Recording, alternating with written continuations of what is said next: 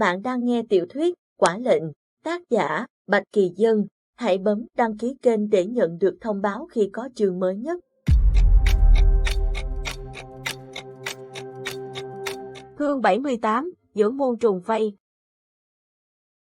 Chủ thần, Tyler, Ngô Quân, Alan đứng trước hàng chục màn hình theo dõi tại trung tâm điều khiển. Ở một số màn hình, cơ giáp của Tống Huy và Victor đang thận trọng bước đi trong một hành lang dài.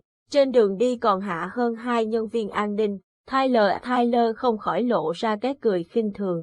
Chỉ là một lũ nhóc mà dám xâm nhập chủ thần. Đúng là không tự lượng sức mình. Ở một màn hình khác, đĩa bay mang ký hiệu lạ đang bay dọc đường ống nhiên liệu, thẳng về trung tâm căn cứ chủ thần. Không cần nói cũng biết trong đĩa bay có chứa Diệp Minh và một hỏa nhân hay gây rối. Tyler bèn hỏi chủ thần, thưa ngài, bọn nhãi kia xử lý thế nào? Giữ lại Tống Huy. Vâng, Tyler ra hiệu cho binh lính đứng phía sau. Tên lính liền chấp hành mệnh lệnh, thoáng chốc đã đi ra ngoài. Đội an ninh số 3 di chuyển đến hành lang D8, bắt sống đối tượng đột nhập. Alan lên tiếng, chủ nhân, chúng tôi đã chuẩn bị mã phóng ở trung tâm số 1 xong rồi, bao giờ thì bắt đầu thử nghiệm, đưa mã phóng tới đây. Rõ. Ngô Quân lúc này thấy điện thoại gọi tới, liền nghe máy. Nghe xong, mặt anh ta có chút không vui. Chủ nhân, hàng Anh vừa bẻ khóa khu biệt giam B6, tôi đi xử lý, để cô ta quay lại lồng thủy dưỡng đi. Ngô Quân vừa quay gót, nghe thấy chủ thần nói như vậy, gót chân anh ta khựng lại một chút. Vâng, chủ nhân.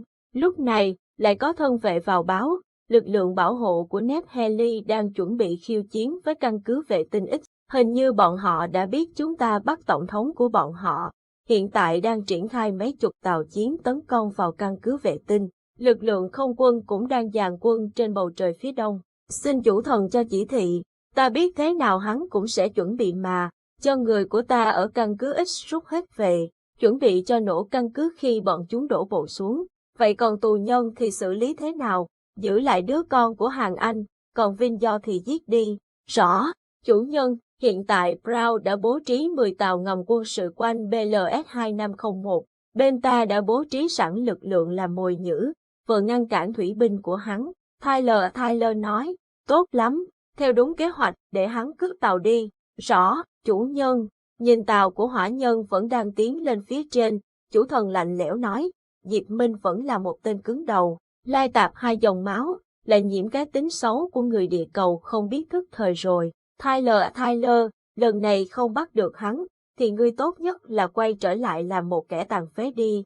Tyler nghe xong, sống lưng lạnh buốt, cơ thể này của y vốn đã có thể vứt bỏ từ hơn 50 năm trước rồi. Nếu không nhờ chủ thần và công nghệ tái tạo siêu cấp, thì ắt hẳn xương của y đã mục nát, nói gì đến cơ thể gần như trường tồn này. Đã thế, chủ thần còn giúp y có một thân phận quan trọng như vậy ở vùng Đông Bắc. Sau này, khi đã mở được hỏa thần môn, triệu hồi toàn tộc hỏa nhân, y cũng sẽ có một vị trí dưới một người, trên vạn người ở địa cầu này. Và rồi, đế chế sẽ trở về trong tay y. Tống Huy và Victor đã vào đến một khoang tàu sân bay. Hàng trăm máy bay chiến đấu loại nhỏ có hình dạng như những chiếc nhẫn đang đậu trong sân.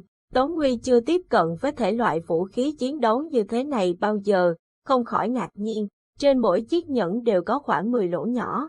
Victor thì thầm, ngày trước tôi có đọc một tài liệu của FBI về loại tàu chiến binh này, nhưng đều là tài liệu giả thiết dựa trên mô tả của một cựu binh. Nhiều người cho rằng anh ta hư cấu, không ngờ nó lại có thật. Cấu tạo của tàu chiến đấu này rất tinh tế, chỉ cần khởi động vòng quay bên trong, lập tức đạn sẽ bắn ra từ các lỗ nhỏ đó, bắn không ngừng, có tới hàng trăm chiếc như thế này, nếu bọn chúng tấn công vũ trang thì sẽ thế nào đây? Tống Huy lẩm bẩm. Trong đầu hắn lúc này bất chợt suy nghĩ đến việc phá hủy toàn bộ bãi đậu này.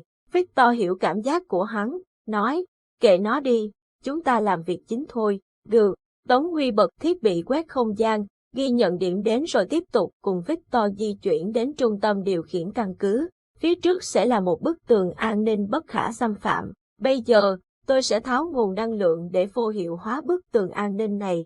Ngay sau đó, chúng ta phải chiến đấu rồi. Tống Huy vừa nói vừa gắn thiết bị vào hộp kỹ thuật bên góc tường, nhanh tay thao tác. Trên màn hình thiết bị phá sóng từ đỏ chuyển sang vàng, từ vàng chuyển sang xanh. Bức tường đang dính liền đột nhiên tách đôi. Sẵn sàng nhé, Tống Huy nói rồi mau chóng nhấn một nút trên thủy cơ giáp, lập tức thủy cơ giáp vận động các khớp nối, trong vòng nửa phút liền biến thành một máy bay siêu mini chứa vừa đủ một người. Victor cũng mau chóng biến hình cho thủy cơ giáp của mình. Trên màn hình theo dõi, hình ảnh của Victor và Tống Huy bỗng biến mất.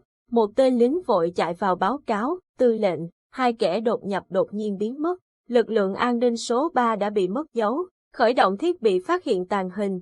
Rõ, nhân viên kỹ thuật thao tác như bay trên bàn điều khiển.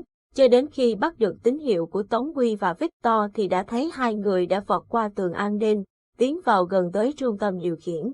Chủ thần dùng ánh mắt sắc nhọn nhìn Tyler, đi xử lý cái đống rác rưởi này đi. Tyler vội vã bước ra ngoài, dẫn theo một tiểu đội. Lúc này, Tống Huy và Victor đã tới gần trung tâm điều khiển căn cứ chủ thần, lập tức ngắt bỏ chế độ tàng hình. Một đội an ninh ập đến, không nói không rằng, nã đạn về phía bọn họ. Tống Huy cho tàu quay vòng tròn, nhả đạn. Victor bay ở phía trên, chĩa pháo xuống hạ các tàu chiến đấu xung quanh Tống Huy. Hỏa lực trên tàu của Tống Huy và Victor cực mạnh, mỗi phát bắn ra đều có thể làm nổ tung vài tàu chiến của chủ thần. Tống Huy vừa bắn phá, vừa nói với Victor, chúng ta cứ như đội Avengers vậy. Victor không nói gì, chăm chú bảo hộ vòng ngoài cho Tống Huy. Tyler dẫn đội tới sân bay, nhảy lên mấy chiếc tàu quân sự Rin lao đi. Phía sau những chiếc nhẫn lần lượt xuất phát, trông như những chiếc phồng lửa nhỏ, lao tới mục tiêu. Nhắc lại toàn đội, bắt sống tàu mang ký hiệu U, còn lại thì bắn hạ. Màn hình trên các tàu Rin lập tức nhận được hình ảnh của tàu Tống Huy. Gương mặt ngập sát khí của hắn mau chóng được chiếu trên màn hình tại trung tâm điều khiển. Ngô Quân thầm nghĩ, con của Hàn Anh lại là một người trẻ tuổi có khí chất như thế này. Chủ thần dường như không buồn để ý đến khu vực tấn công của Tống Huy và Victor, quay sang chỉ huy an ninh vây bắt Diệp Minh.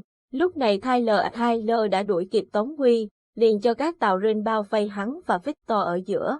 Đội an ninh ban nãy còn bắn loạn xạ, giờ im lặng tản ra hết. Tống Huy và Victor cũng ngừng bắn, cho tàu giữ nguyên độ cao lơ lửng trong không gian lớn.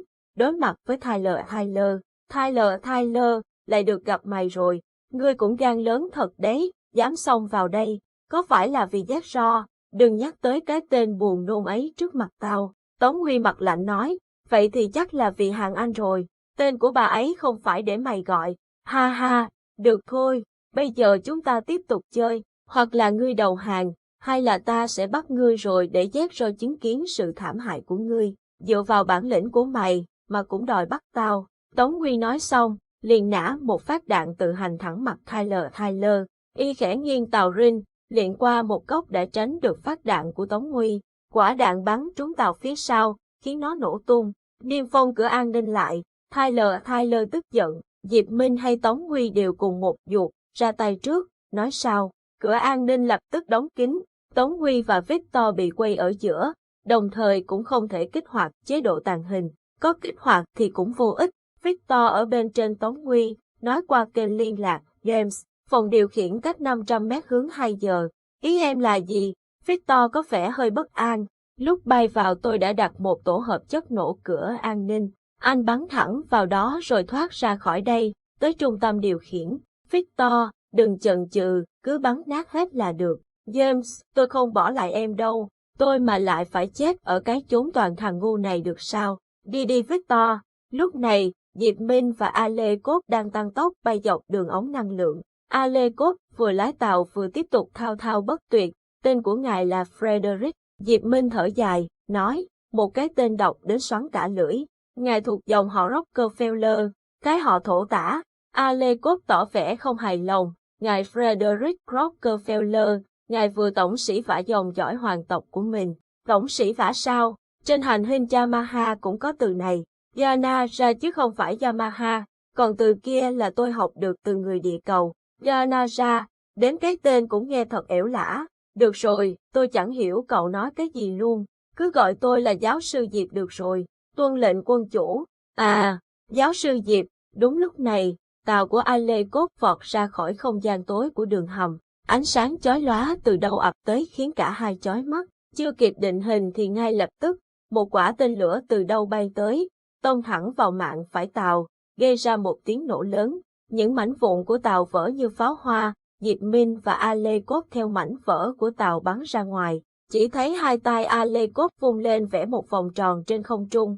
Một quả bóng năng lượng màu xanh chụp lấy Diệp Minh, nhốt anh vào bên trong. Alekov kéo tay một cái, cả quả bóng chứa Diệp Minh bay về phía cậu ta, tan ra. Alekov ôm lấy Diệp Minh, nói, quân chủ, ngài không sao chứ? Lúc này nhìn ra, lính an ninh đã xông vào dày đặc cả căn phòng rộng lớn. Màn hình chiếu hình ảnh của chủ thần lơ lửng trên không trung. Frederick Rockefeller, cuối cùng cũng tới rồi.